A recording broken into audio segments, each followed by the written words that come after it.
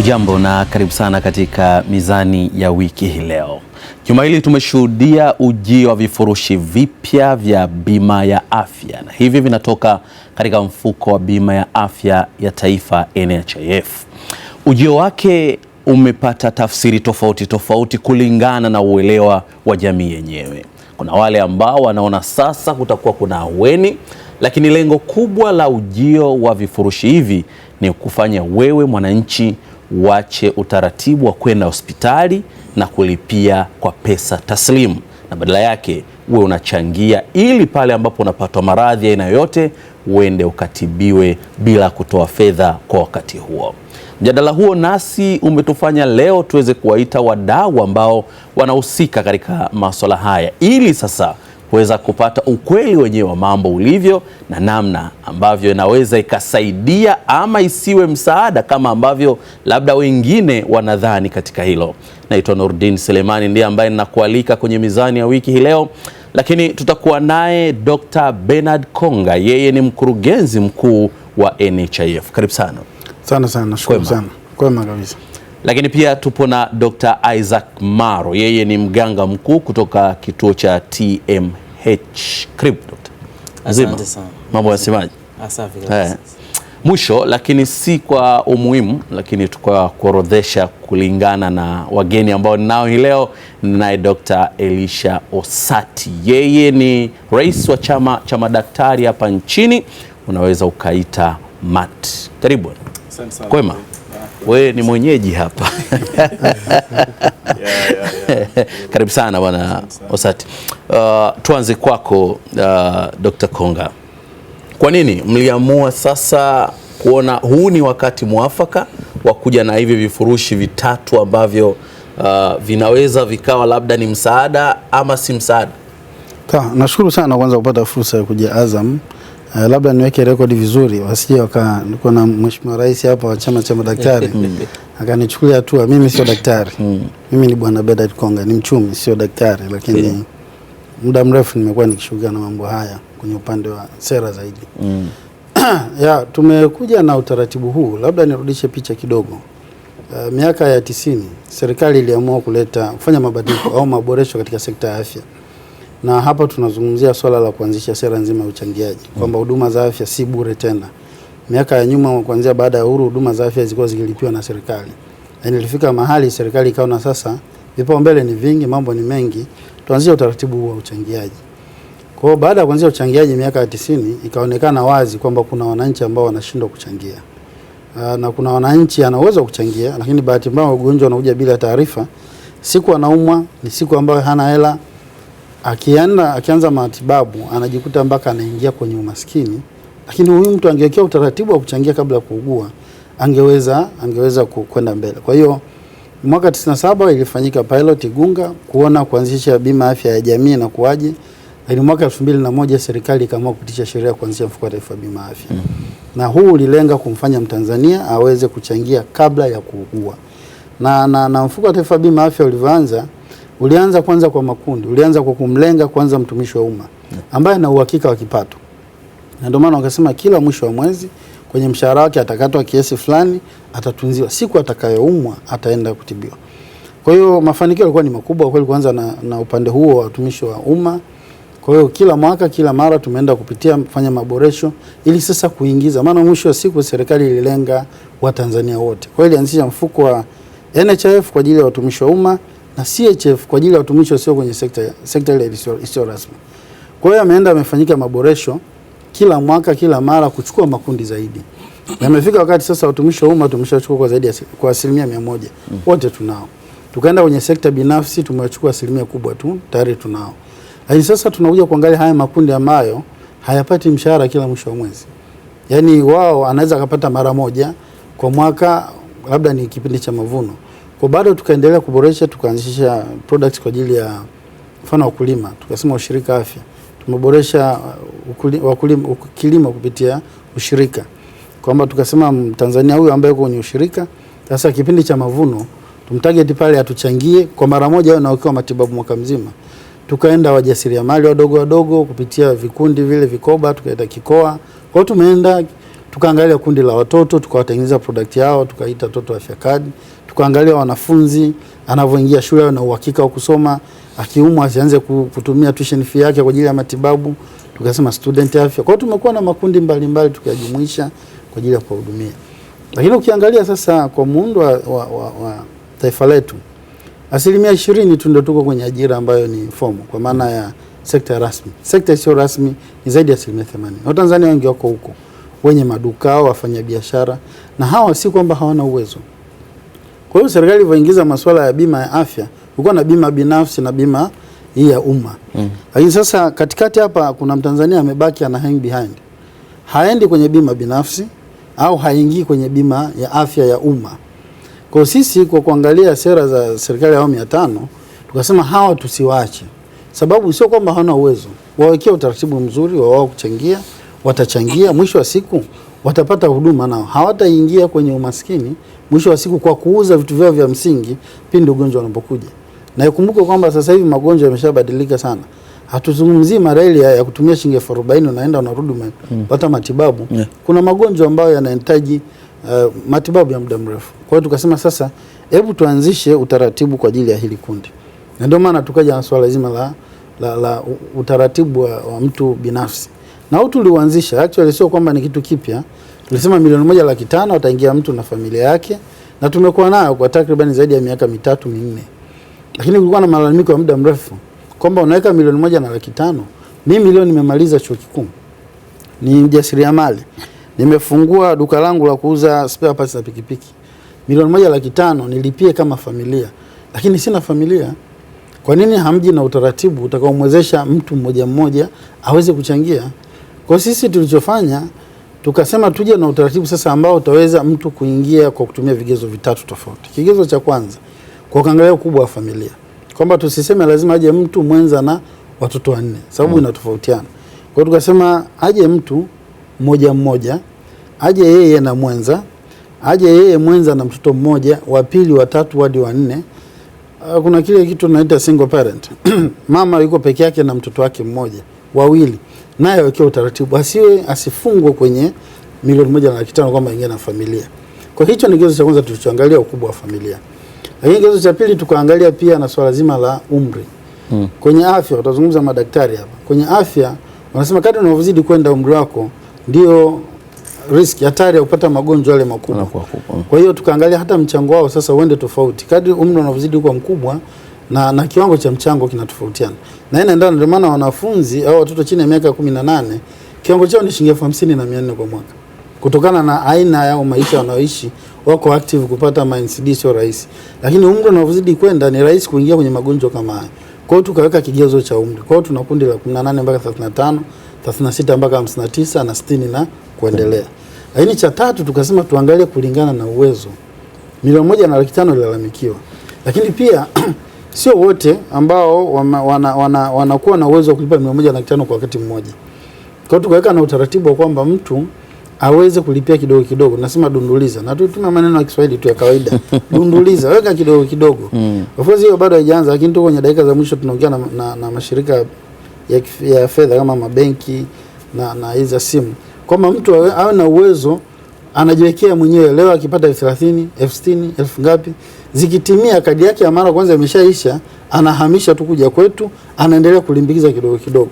Ambao mabenki wamepokea vizuri sana, tuko tayari kwanza kufanya nao kazi. Kwa hivyo ndio vigezo vitatu tulivyoangalia: ukubwa wa familia, umri, lakini uwezo wa Mtanzania mmoja mmoja kulipia. Lakini nyuma sisi kama wataalamu tuliangalia pia na gharama za matibabu. Gharama za matibabu nchi bado zinazidi kuongezeka.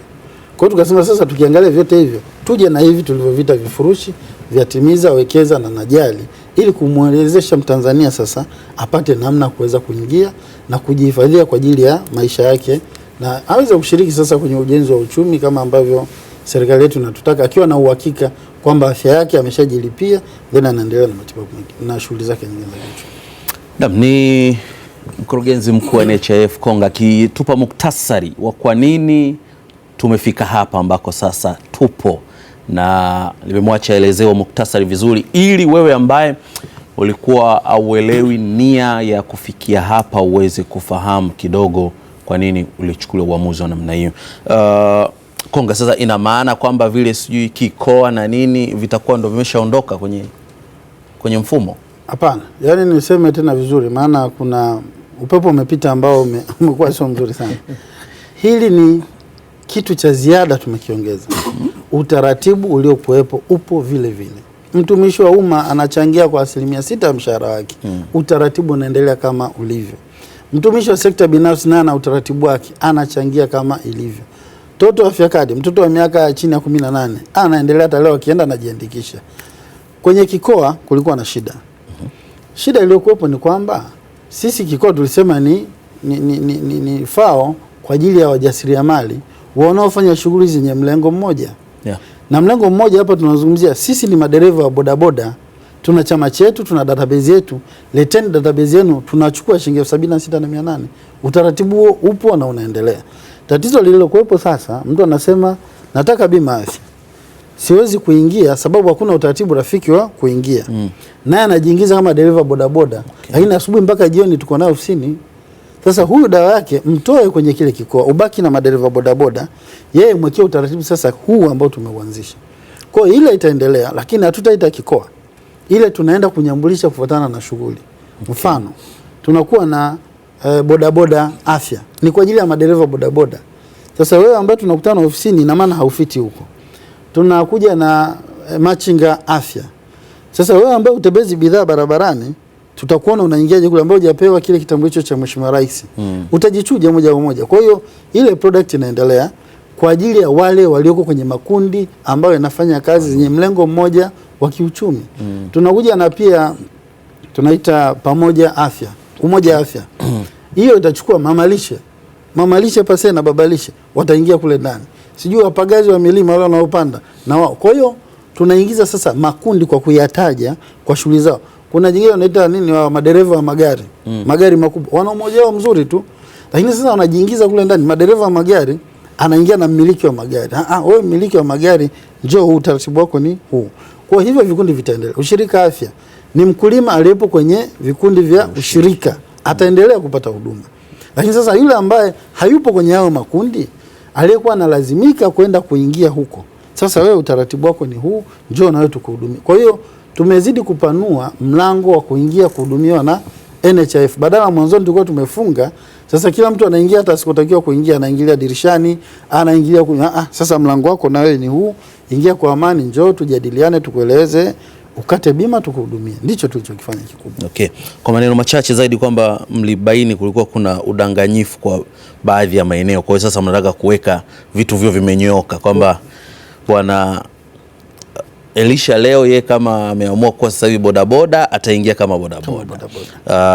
Ndugu yangu Maro ye kama ameamua sasa hivi kwa babalisha ataingia kwenye utaratibu wa babalisha. Kwa hiyo wale wabangaizaji sasa ambao mlikuwa mnatumia ujanja, mambo yameshaharibika. Utaratibu mpya ushakuja, vifurushi vingine kwenye mtakaa hapo.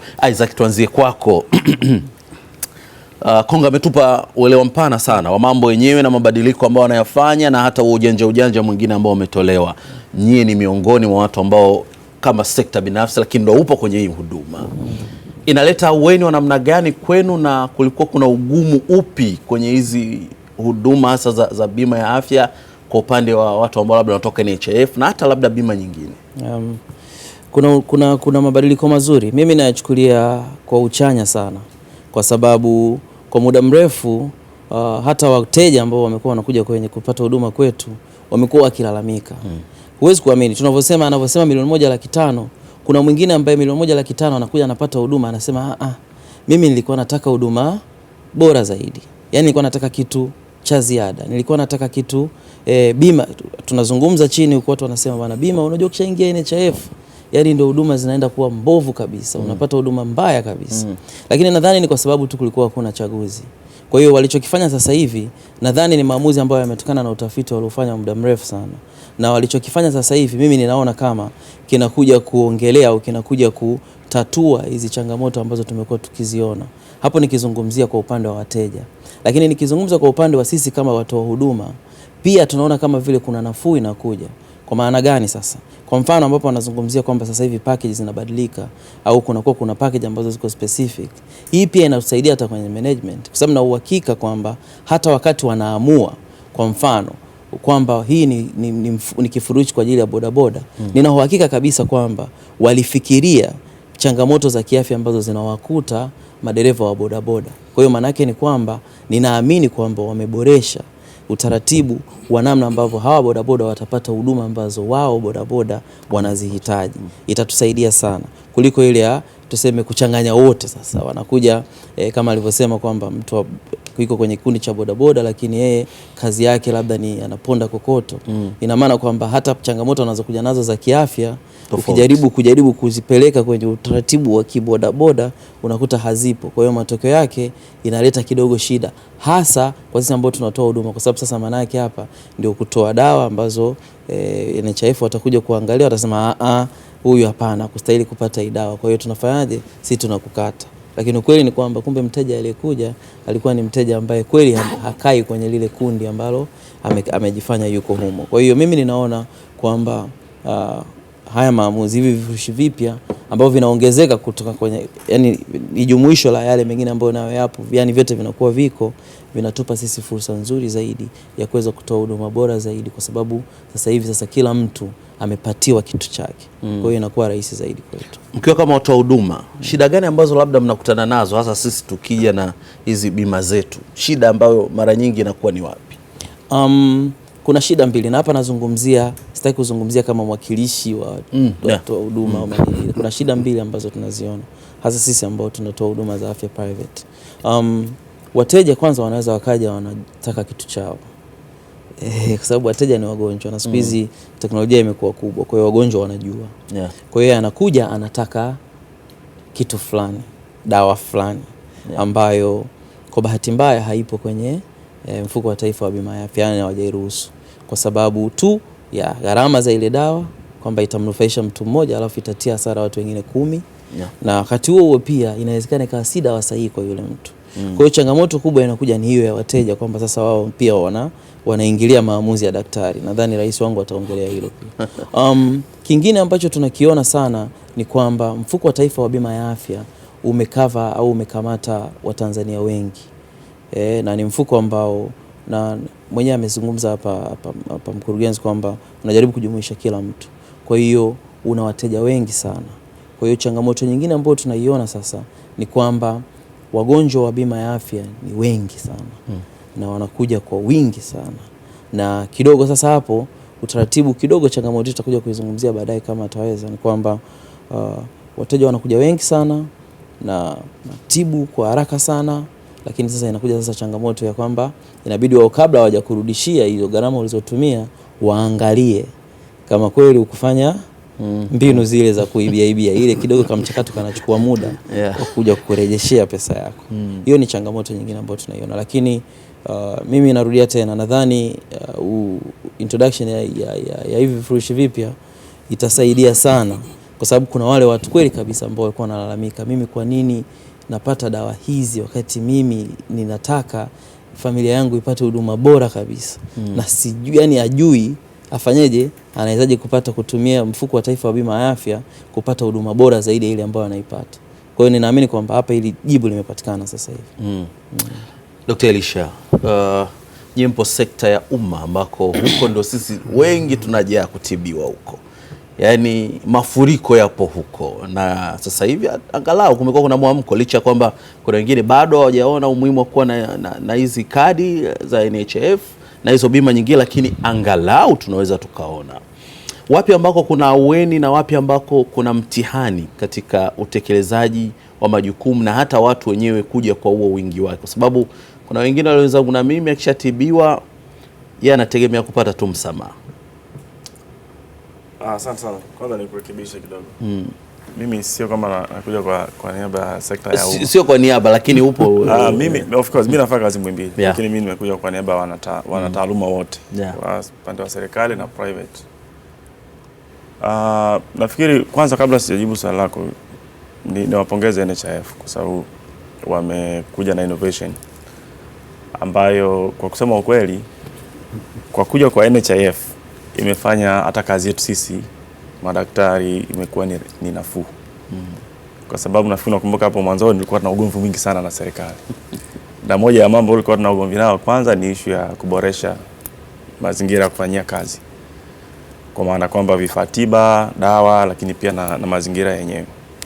Na migogoro mingi ambayo imetoka huko ilikuwa ni jambo kubwa sana. Na kwa sababu nafikiri financing kwenye health ilikuwa ni jambo ambalo ilikuwa ni inasuasua kidogo. Lakini kuja kwa NHIF imetuwezesha sasa, kwa sababu tuna uhakika sasa mteja anakuja alafu tunapata hela ya kuweza kuboresha hizo huduma. Kwa hiyo ni jambo ambayo kwa kweli sisi hata katika maisha yetu ya kufanya kazi, lakini hata katika maisha yetu ya kawaida imeimprove, kwa sababu pia tunategemea, unajua allowances zetu pia zinatokea huko. Siku tunalalamikia on call allowance, extra duty, ambao ni mambo yalikuwa tunalalamikia sana. Kwa hiyo ni jambo la kuweza kushukuru, na pia kwa huu mfuko ambao umekuja nao sasa tunafikiri ni jambo jema, ingawa inaweza kuwa na changamoto zake, lakini pia kila mtu anapokea jinsi anavyoiona. Lakini tunafikiri ni jambo jema sana, kwa sababu matatizo ambayo hospitali yetu tunapata sasa hivi, yani 40%, almost 40% ya wagonjwa tunawaona tunasema ni exemption. Na wale wagonjwa, yani wagonjwa ambao hawawezi kulipa kwa namna moja ama nyingine. Kwa hiyo kuwepo kwa NHIF inatusaidia pia kuweza kukava hiyo. Kwa hiyo naamini pia katika hili ni hatua moja hapo kuweza kuimprove hiyo.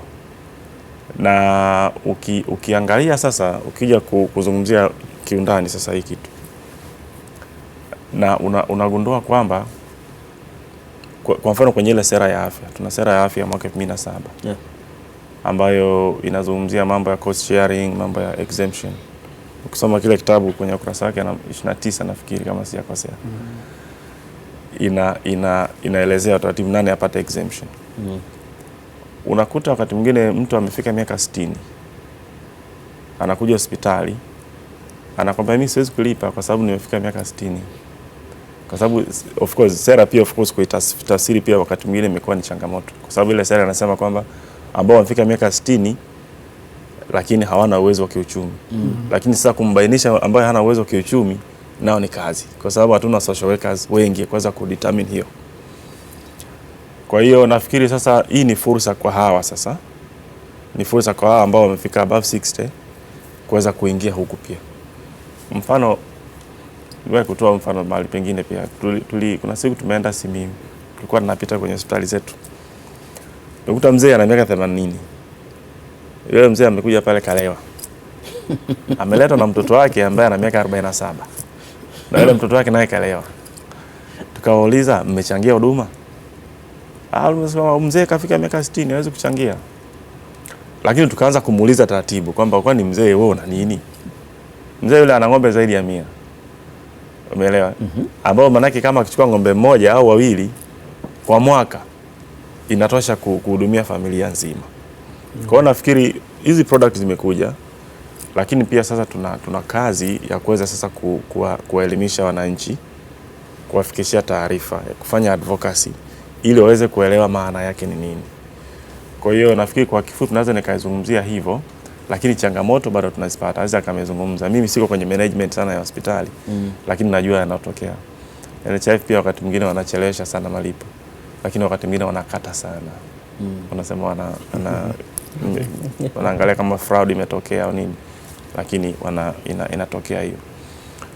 Asante. Nyie kama una taaluma, sababu unaongoza chama ambacho ni cha madaktari, kama una taaluma, ujio wa vitu kama hivi kwenu katika level ya kitaalamu na usomi wenu, huwa mnaona tija yake inaweza ikawa ni nzuri na ya haraka kwa kiwango gani?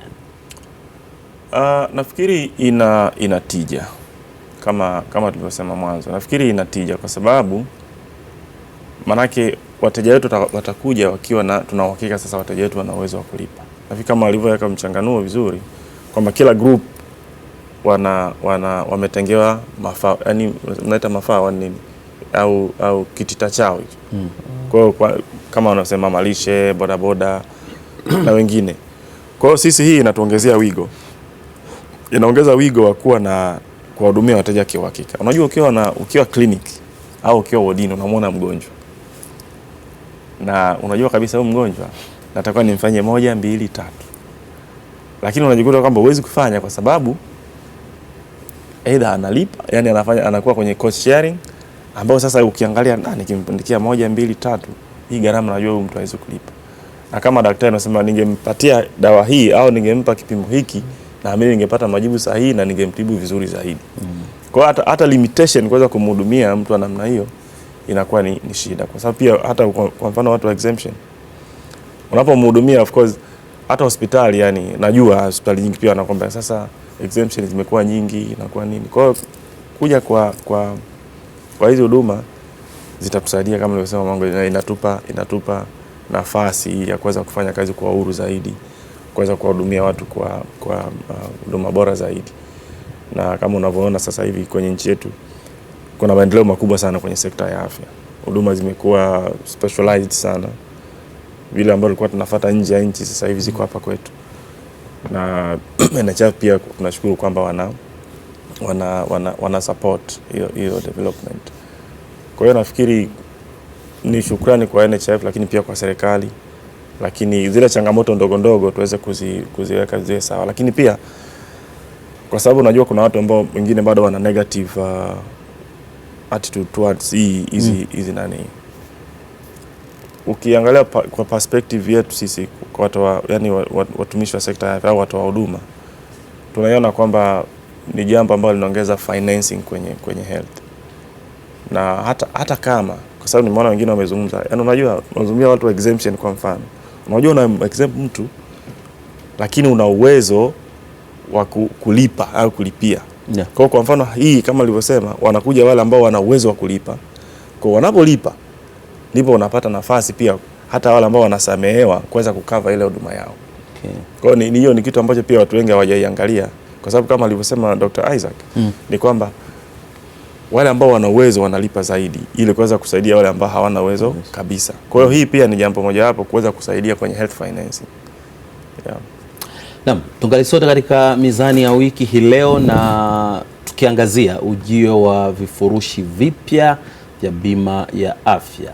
Vifurushi ambavyo kwa namna moja ama nyingine vipo vitatu, lakini kwa mujibu wa mkurugenzi wa NHIF anasema kwamba zile huduma nyingine ambazo zilikuwa zikitolewa awali zitaendelea kubaki pale pale. Na sasa ujio huu wa Najali Afya, Wekeza Afya na Timiza Afya unataka kuja kuwachukua wale ama kundi ambao lilikuwa limewekwa kando. Naitwa Nurdin Selemani, nipo na Bernard Konga, mkurugenzi mkuu wa NHIF, lakini pia niko na Dr. Isaac Maro, yeye mganga mkuu wa kituo cha afya cha TMH, lakini pia ninaye Dr. Elisha Osati, rais wa chama cha madaktari Tanzania MAT. Tutapumzika kidogo, kisha tukirejea hapa tutagusa baadhi ya mambo ambayo yameelekezwa NHIF, ikiwemo hiyo uchelewaji wa baadhi ya mambo, lakini pia kuangazia vifurushi vyenyewe na zile faida ama beneficial ambazo zimewekwa kwenye hivyo vifurushi. Ni kwa nini viliwekwa hivyo, wakati ambako kuna watu wengine wanaendelea kuhoji na kusema kwamba wanatamani baadhi ya mambo pia yangekuwa yameongezwa. Kwa nini hayajawekwa pia tutaweza kujua kutoka kwake mkurugenzi wa NHIF. Tutapumzika kidogo.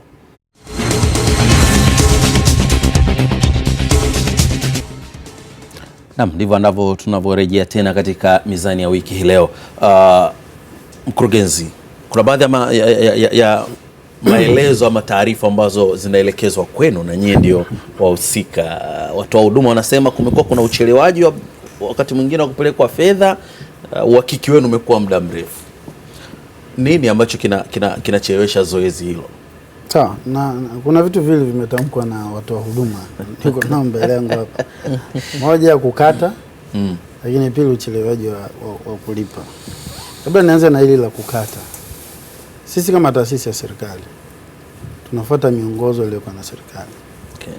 Miongozo ya tiba ya kiserikali ambayo imeidhinishwa pia na mataifa na WHO, kwa maana shirika la afya duniani.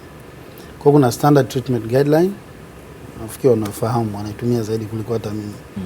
Kule ndio tunajikita. Na kule ndio kunasema kama nchi tutatumia dawa za aina fulani. Wenzetu wanaita generic na branded. dawa wenyewe wanaweza kuelezea vizuri, lakini mimi nitaelezea na uchumi wangu mdogo na udaktari wangu wa kwenye sekta mdogo ndio nao, kwamba hii dawa inatibu nini, ina nini ndani yake, regardless nani aliyetengeneza. Ndio maana hapa unakuta wenyewe watasema kuna Panado, kuna Kongado, kuna Osatido. Mwisho wa siku tunaangalia ile dawa. Sasa ile sisi ndio tunaolipa. Sasa inawezekana toa huduma kwa namna moja au nyingine angependa auze hizi yenye majina tofauti. Lakini sisi tunazingatia ule mwongozo. Na hapo ndio mara nyingi tunapopishana kidogo, sababu anataka tuweke branded medicine. Branded medicine hata costing yake shida, sababu kila mmoja ametengeneza kutoka aliko kwa gharama zake.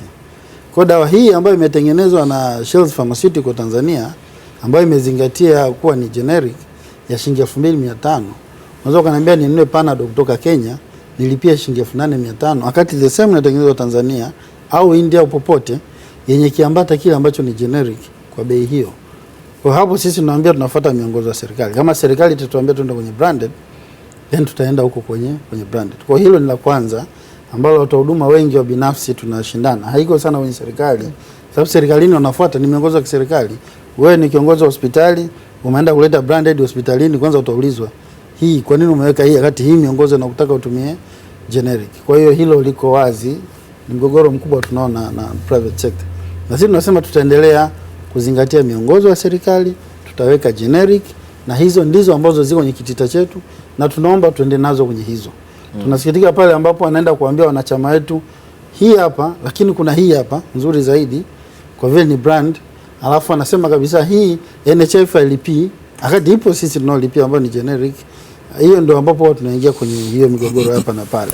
Tukumbuke kwamba bima ni biashara. Na kwenye biashara kuna mtu anataka kutengeneza faida, lakini sisi tunataka kutoa huduma kulingana na miongozo iliyopo. Kwa hiyo hapo tumekuwa tukitumia muda mrefu sana kuelimishana na tutaendelea kutoa elimu hiyo kwamba tuzingatie miongozo ya kiserikali ambayo lengo ni kuhakikisha watu wanapata huduma na sio biashara. Na wakati mwingine hizi branded zina biashara nyuma yake. Kwenye sekta ya madawa nafikiri wao wanajua zaidi. Kuna mtu anakuja nchini na dawa zake kabisa kutoka kwenye kiwanda, anaziingiza kwenye soko. Katika kuziingiza kuna mahali anasema kwenye kila ukiuza hii dawa, ukimwandikia hii dawa, mimi nita kiasi hiki. Sisi kama serikali tupo huko, tunafuata miongozo, kilichopo kwenye standard treatment guideline ndicho tunachokilipia. Kilichopo kwenye NEMLIT, National Essential Medicine List, ndicho ambacho tunakilipia. Kwa hiyo hapo ndio pana mjadala mzito. Kwa hiyo Dr. Isaac, tutaendelea kurudi pale kama mtarudi. Najua usati kwenye hili wala hatuendi huko. Lakini la pili, ili la kuchelewesha. Tunakiri kuna wakati kweli tunachelewa. Na tulipotoka tukisema mwaka 2013, 14, 15 ilikuwa inachukua mpaka siku 80, 90. Usati utakuwa unajua kulipa. Lakini sasa hivi at least we are going around 45 days. Target yetu tufike kwenye 30 days, siku 30. Na hii inatokea, wanachama ni wengi sasa hivi wanakwenda. Madai yakija kwetu lazima pia tuyapitie. Sababu kuna mjadala hapo katikati ndani yake, waki profession zaidi. Huyu ametoa matibabu, katoa haya, mwingine anataka kujinufaisha, ameleta madai zaidi. Yapo. Sisi mwanachama wetu akienda anapewa kopi yake. Kuna wakati tukienda tunamtafuta mwanachama, tunaangalia kopi yake, afu tunaenda tunaangalia kile kilicholetwa kwetu. Unakuta mwanachama amepewa dawa let's say 2 mara 3 kwa siku 7. Huku imedaiwa 2 mara 3 kwa siku 15. Kwa hayo tumedapo. Hii ni taasisi ya umma, ni fedha za umma. Kwa kweli na mimi nitashukiwa hapa kwa kuhakikisha kwamba hela za umma tumelipa pasipo. Kwa hiyo sasa ule mchakato huo unachukua muda kwa kweli. Sababu kila folio inayozalishwa hospitalini lazima tuipitie. Tunao madaktari zaidi ya 200 kwenye mfuko ambao lazima uangalie moja moja. Sasa ile wenzetu wanaona kwamba huwa tunachelewesha, lakini tunaelewa kwamba mtu akitoa huduma leo angetamani kesho alipe fedha yake. Na ndio maana tumeimprove, tumetoka siku 70, 80 tuko 45, tunakwenda kwenye siku 30 na tunaenda mbali zaidi sasa hivi. Tunataka tufanye electronic payment. Yaani kituo pale daktari akishafunga hesabu zake, akishaandika inakuja moja kwa moja kwetu. Kunakuwa hakuna hata muda, kuna kamati za kiufundi sehemu nyingine tumezibaini za kuja kuadjust hayo madai. Kwa hiyo daktari akishaandika pale akimaliza, hajui nini anachokipata. Sisi tayari tumepata, tunaanza kuprocess, mwisho wa mwezi tunalipa. Tumeshaanza na hospitali kadhaa ambazo tunafanya nao pilot kama hiyo, kwa lengo la kuhakikisha tunalipa kwa wakati.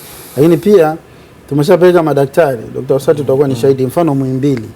Yaani leo daktari anavyofunga zile hesabu zake, anavyomaliza tu kuandika prescription, mgonjwa anavyoondoka, ile folio siku hiyo inaenda, kuna daktari wetu kwa Muhimbili anaikagua, akiona iko sawa, baada hapo anawapa wenyewe endelee, na maana moja kwa moja hizo fedha zitalipwa mapema. Kuanzia mwezi wa 11 tumeweka mkakati huo wa kupunguza siku kwenye baadhi ya hospitali. Na hospitali kama 10 tumeshaweka madaktari hizi kubwa, tupunguze hiyo kazi, ili sasa na hao waliobaki maofisini nao watusaidie kupunguza kwenye vituo ambavyo si vikubwa vya level ya Muhimbili. Kwa hiyo tunao mikakati ya kuliondoa hilo, na tunaelewa ni changamoto ambayo inapelekea hata baadaye wanachama wetu kwenye hivi vituo wanakutana na unyanyapaa.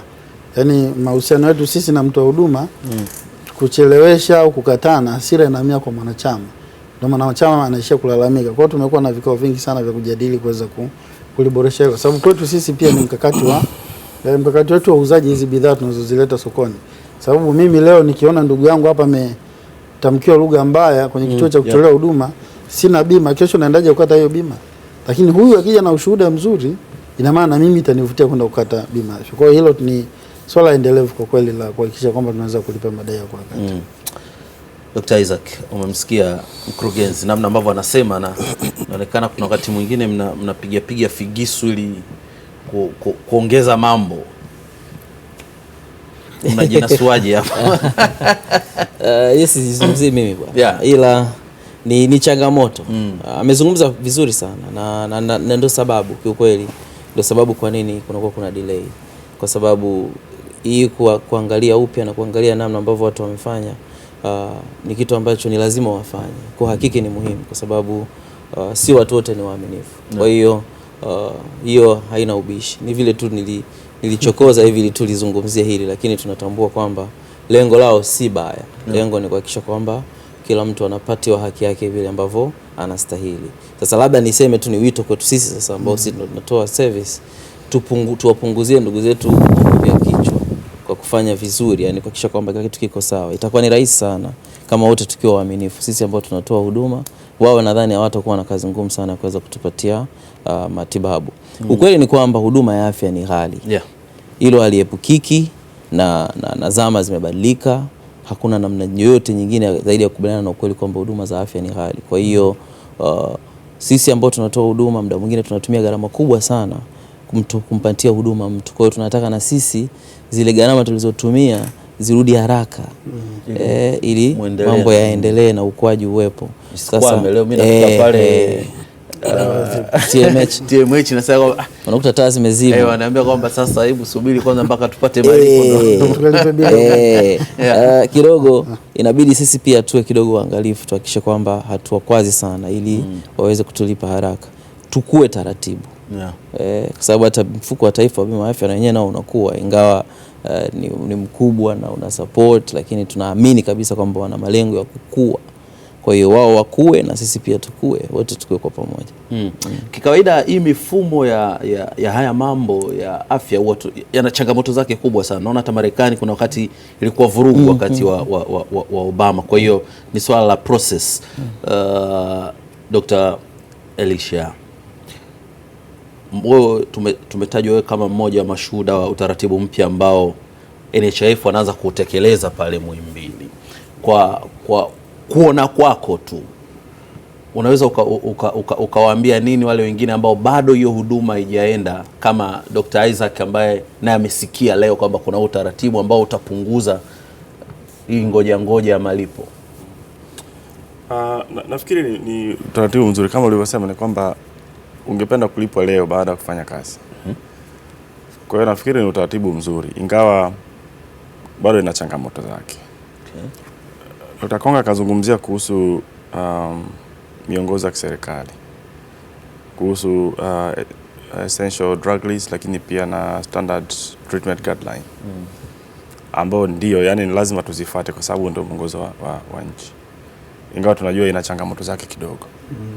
Na ndio maana sisi tuna call for kuweza kuwa reviewed. Unajua ile miongozo ukiangalia kiundani zaidi, kwa mfano ule mwongozo wanaita STG, ile standard guideline treatment, unajua ukijana kwa maeneo kama Muhimbili, yani unaweza inakusubject kutoa huduma ambayo ni substandard kulingana na level ya hospitali. ni miongozo ambayo ilitengenezwa kwa ajili ya kusaidia primary health care.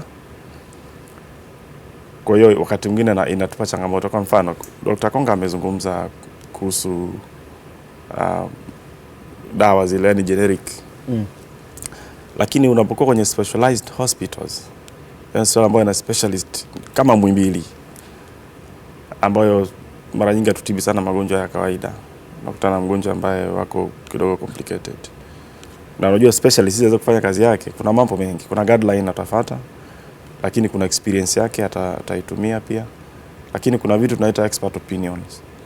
Ambayo hiyo kutokana na machapisho au naita meta analysis ambao wamesoma na nini, ambao wakati mwingine unaweza ukazijaribu. Kwa mfano, unaweza kuta labda kutoa daktari wa bingwa wa neurology wa mishipa ya fahamu.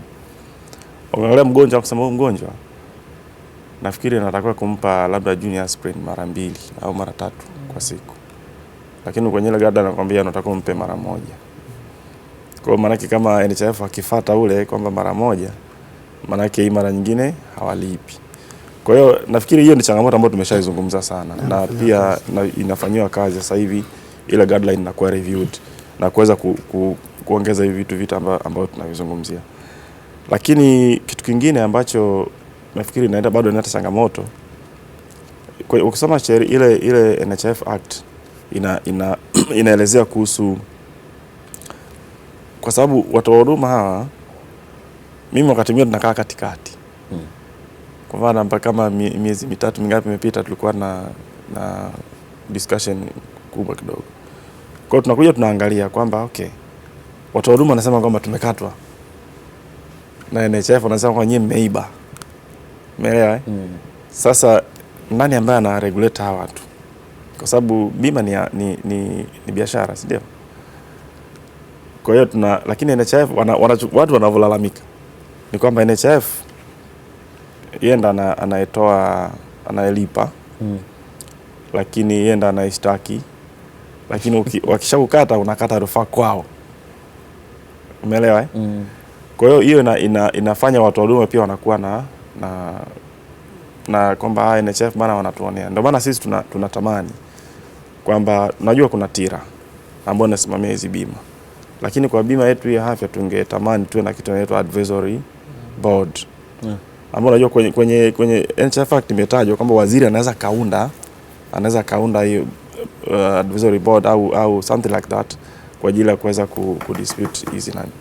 Lakini tulikuwa tunatamani kwamba iwepo, yani itengenezwe kabisa, ambayo kama mtu amehisi kwamba ameonewa sana, ameshindwa kuelewana na NHIF, anaweza kaenda huko specifically kwa ajili ya hii.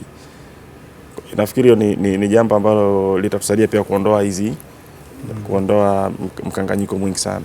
Kwa sababu NHIF pia anasema bei ambayo nyinyi mnaweka ni tofauti na bei ya soko. Lakini nao wanasema kwamba no, sisi tunanunua kwa bei hiyo. Kwa maana yake yani hakuna mtu ambaye yani regulator ambaye anataka kuregulate. Kwa hiyo tunamani sana ni kwa mfano tuwe na kitu kama EURA. Sio wana regulate nishati na maji. Pia tuwe na kwenye health ili kuweza kusaidia kuondoa hii. Lakini jambo la mwisho, najua Dr. Konga utanisamehe kidogo, lakini nikiwa nazungumzia kuhusu uhai wa mfuko. Unajua najua wanafanya analysis kuangalia projection uhai wa mfuko. Kwa mfano sasa hivi mfuko una hai, watu wasipochanga leo tutawatumia watu mpaka lini? Na mimi najua nafikiri kwamba NHIF pia wameangalia hilo, kuona uhai wa mfuko ukoje. Na najua unajua, kwa mfano tuseme tu kweli, mimi niko very independent yani hapo kwenye discussion. Kuna kwa mfano unahudumia watoto ndio wanaumwa sana. Wengi na wanachochangia yani ni kidogo sana wanachochangia. Kwa hiyo manake NHIF amesema kwamba watoto wanachangia bilioni 5 lakini wanahudumia kwa bilioni 10. Kwa hiyo kwa kuna makundi ambayo yanakula sana mfuko. Na nafikiri hata hizi innovation ambazo zinakuja ni kuweza kuendelea kutunisha mfuko. Lakini mimi nilikuwa naomba NHIF pia wajikite pia zaidi katika najua wanatia kwenye mambo ya constructions na nini. Lakini pia nafikiri serikali pia iweze kuipa NHIF unafuu, kwa sababu mimi naamini inawezekana kuna revenue ambazo zinaenda sehemu nyingine, labda kujenga majengo mengine au kufanya hiki, inafanya NHIF pia kushindwa kufanya ile core role yake. Kwa hiyo ni lazima serikali pia ifike mahali kuipa NHIF nafasi yake iweze kutoa huduma kwa Watanzania, huduma ya afya, bila kuiwekea mambo mengi hizi, kwa sababu najua Konga ni mchumi na lazima aje na innovations kuweza kuokoa mfuko, kwa sababu unajua mfuko wetu huu ni mfuko bora sana, yani ambao ni reference kwa WHO.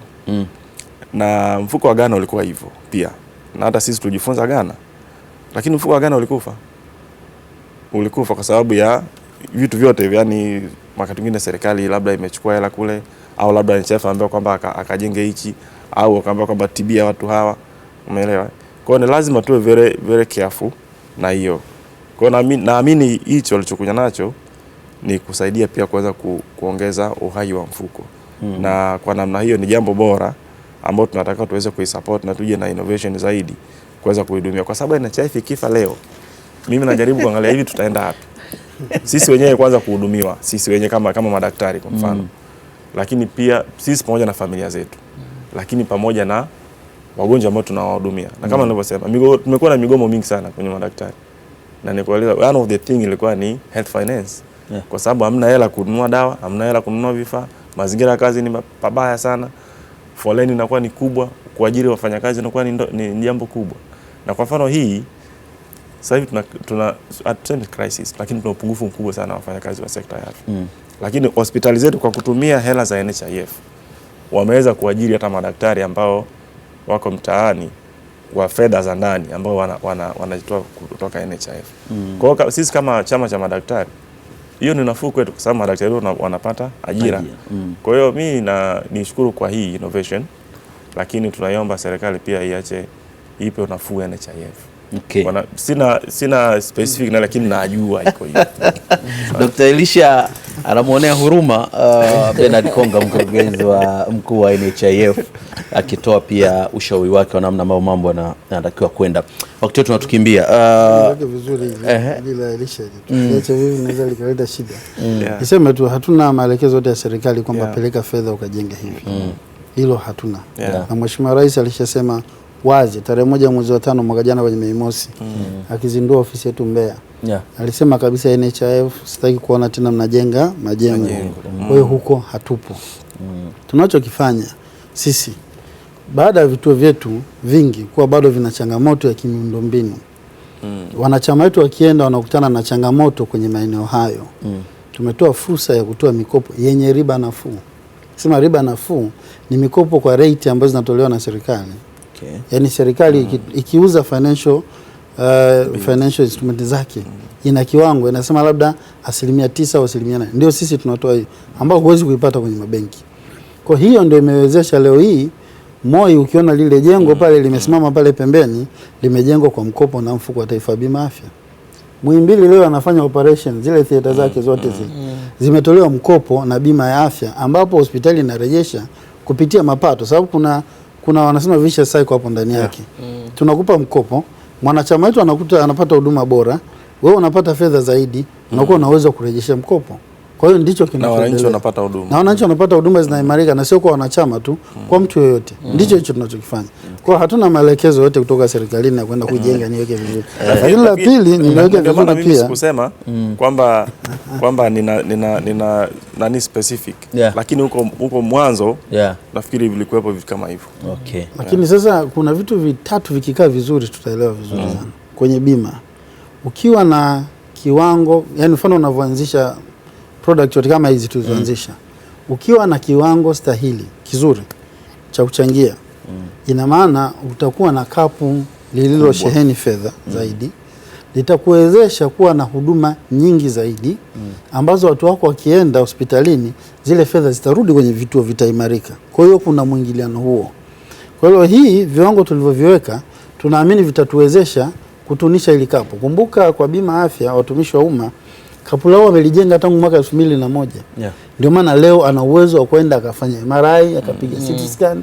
Tangu 2001 zile fedha zimekaa pale, na tukao tunazifanyia tuseme ni biashara au ni nini, tunawekeza tunapata fedha zaidi na zaidi. Leo hii tumeweza kutoa huduma hizo kwa watumishi wa umma. Kwa hiyo tunavyoanzisha skimu kama hii ni kama mwaka 2001 tulivyoanzisha wafanyakazi. Itakuwa na limitation kwenye baadhi ya huduma kama unavyoona.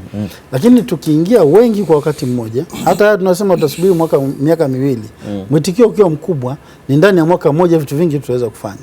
Kwa hii tumeanzisha ni kapu kake ndani ya kapu kubwa la NHIF. Kwa hiyo tunaamini kwamba wananchi wengi zaidi wakiingia, sababu tumeweka viwango stahiki, tutapata fedha nyingi, tutaboresha huduma wanazozipata na hili wanaloongea watu wa huduma wataliona wazi. Na mwisho wa siku kama anavyosema hata serikali itajikuta sasa vituo vina uwezo wa kujiendesha. Na hizo fedha ambazo zilikuwa ziende hospitalini zinakwenda sasa kuimarisha miradi mingine ya kimaendeleo. Huku vituo vilikuwa vinajiendesha kama sasa hizi ambavyo vina uwezo wa kuajiri wenyewe. Na maana serikali sasa haina haja ya kutenga fedha nyingi kwenye ajira, sababu kituo kinaweza kujiajiri, kitatenga fedha kiasi, then kitaenda kuajiri kada nyingine au kwenye maeneo mengine ambayo bado hawezi kujiendesha. Kwa hiyo kuna hiyo hesabu pia tulizingatia kiutaalamu tunavyoanzisha vifurushi hivi. Kwa ndio maana kuna huduma nyingine mtu anaweza asizione katika labda kama limit ya kwamba mtu anatakiwa kama kulazwa siku 30 tu na vitu kama hiyo. Kwa hiyo kama watu watawekeza zaidi, maana yake itafika wakati utasema kwamba hiyo limit itaondoka. Lakini pia hizo limit nyingine zinawekwa pia kuepusha, unajua sisemi yote wako hivyo. Kuna mwingine anaweza akamlaza mgonjwa sasa kama hotelini. Sababu inaingiza fedha. Kwa pia tunavyoweka hizi limit za siku 30, sio kwamba mwanachama tunataka siku 30 ufukuzwe. Hapana. Lakini pia na mtoa huduma naye asiingie kwenye huo mtego wa kutaka kumlaza mtu, sababu wana miongozo yao pia. Hata sisi watumishi wa umma kuna number of days ambazo natakiwa nilazwe. Nalazwa siku 10, lazima mtoa huduma aombe kibali kwangu, anitaarifu kwamba kuna mwanachama wako amekaa zaidi ya siku 10. Ili kuzuia mtu kuendelea kumweka tu, unamweka sababu wewe una uhakika hela inaingia. Lakini huku nyuma kuna shughuli za kiuchumi, amekaa mbali na familia yake, lazima vyote tuviangalie kwa pamoja. Kwa hiyo hata hizi huduma nyingine zimewekwa kama sehemu ya control, lakini niseme tu hivi vifurushi vilivyo, huduma za msingi kwa matatizo makubwa tulionayo Tanzania yote yameingizwa. Mfano nikisema leo malaria ndio moja kati ya ugonjwa ambao unatuua sana. Vyote huduma hizo zipo. Ni bahati mbaya tukisema vipimo 199 hatuna nafasi ya kwanza kuonyesha kipimo 1 2 3 sababu sio wote tunavijua, hata mwananchi asingependa kwenda huko. Lakini uhakikishie kwamba matibabu yote ambayo yanalingana na epidemiological nature ya nchi hii yote yamezingatiwa.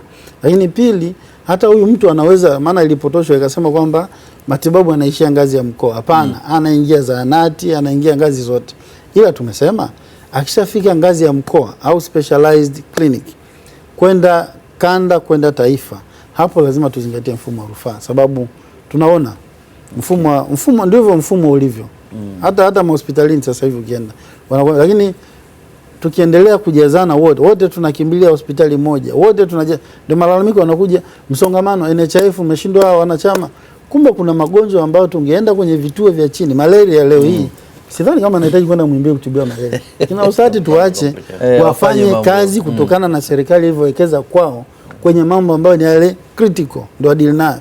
Lakini mengi magonjwa ya kawaida, mtoto si tumbo linamuuma, huku chini kumeshaimarishwa sana. Hospitali za mikoa zina specialist.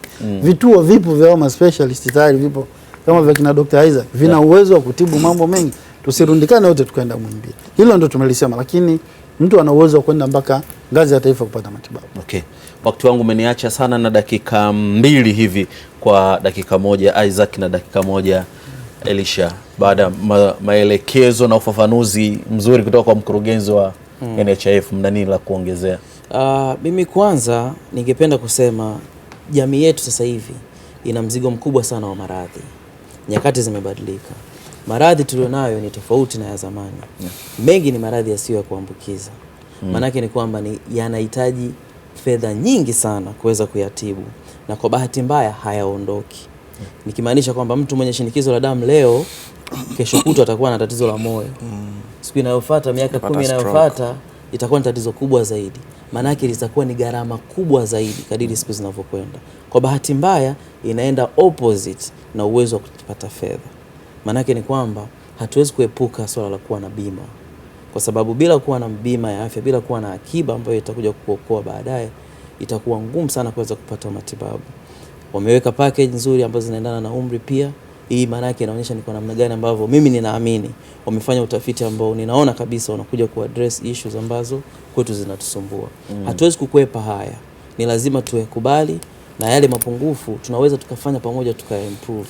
Hawa si miungu wala sio kwamba watu ambao wamekaa ni marobot, hapana, ni binadamu. Kwa hiyo vile vidogo tunaweza tukaendelea kuimprove, na wakati huo huo tukaendelea kuwapa ushirikiano, kwa sababu mimi na uhakika bila bima hii mambo ya cash haiwezekani. Maisha yamekuwa magumu sana. Okay. Dr. Elisha. Asante sana. Mimi nishukuru tena kualikwa, lakini pia kukutana na wenzangu kujadili hili. Na Dr. Kong amesema jambo moja hapa kwamba ili uweze kuhudumia watu ni lazima uwe na mfuko ambao umejaa. Si ndio? Ukiwa na mfuko ambao umejaa unaweza kutoa huduma kwa watu. Na mimi naamini tuna kitu kinaitwa universal health coverage. Yeah. Huduma ya afya bora kwa wote. Na pia tuna bili ile Dr. Konga. Kuna muswada wa sheria ambayo yatakuwa ipelekwe bungeni kwa ajili ya kutunga ile bima ya afya kwa wote. Mimi kwangu naamini ile itakuwa ni solution, kwa sababu manake watu wote wataweza kulipa bima na zile hela zao zinakusanywa pamoja kutengeneza ile base kuwa kubwa. Tunatamani kweli ije, lakini nafikiri sijui imekwama wapi. Najua bado kwenye government machinery, lakini naamini hiyo inawezekana ni solution kwetu, lakini pia inawezekana na technicalities ambazo zinaweza kuleta shida, lakini ni jambo ambalo tukiweza kuifikia itatusaidia sana katika, maana kila mtu alikuwa na uwezo sasa kuchangia hata kwa kidogo alichonacho. Okay. Kuweza kutunisha ule mfuko na tukapata huduma kama nchi. Naam, ni maneno yake Dr. Elisha Osati, rais wa chama cha madaktari hapa nchini MAT. Lakini pia katika mizani ya wiki leo nimekuwa naye Dr. Isaac Maro, yeye ni mganga mkuu katika kituo cha afya cha TMH. Hali kadhalika pia tumekuwa naye Bernard Konga, mkurugenzi mkuu wa NHIF. Leo tulikuwa tukiangazia ujio wa vifurushi vipya kutoka NHIF ambavyo umeweza kuona na kusikia kwamba faida ambazo unaweza ukapata kupitia hizo, wastani wa shilingi vinaanzia 1,92,000 vinakwenda mpaka juu kabisa 2,220,000. Kwa hali ya kawaida unaweza ukaiona ni pesa nyingi hivi ukitajiwa, lakini pindi ambapo unakuwa na maradhi na ukao unalazimika kwenda kutibiwa, ndiko ambako utakapojua kwamba hii ni fedha ndogo. Utaambiwa mara kupima MRI 700,000 za ukishajua 700,000 itoe kwa pamoja, wakati ungeweza kutoa 2,200,000. Tuna mambo mengine yakaenda. Ndivyo ambavyo mambo yenyewe yalivyo. Niwashukuru sana na imekuwa ni fahari sana kwa nanyi hii leo, wataalamu pamoja na mkurugenzi kutoka NHIF. Imekuwa ni fahari sana kwa nanyi hii leo. Naitwa Nordin Selemani, mwandaji wa kipindi hiki amekuwa ni Jamal Hashim. Tukutane tena juma lijalo katika kipindi kingine cha Mizani ya Wiki. Kwa heri kwa leo.